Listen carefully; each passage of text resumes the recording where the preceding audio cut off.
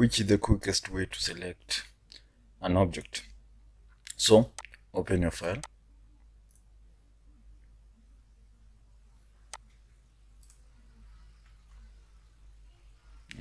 Open your file.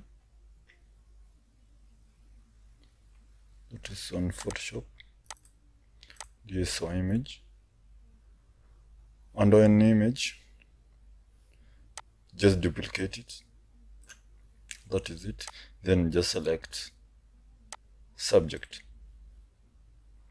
Automatically Photoshop will do that for you, and within the shorter time possible you shall have your image selected. So add a layer mask.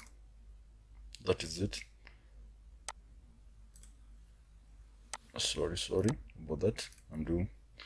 Then add a color, a background color, solid one actually. So for mine I would pick red.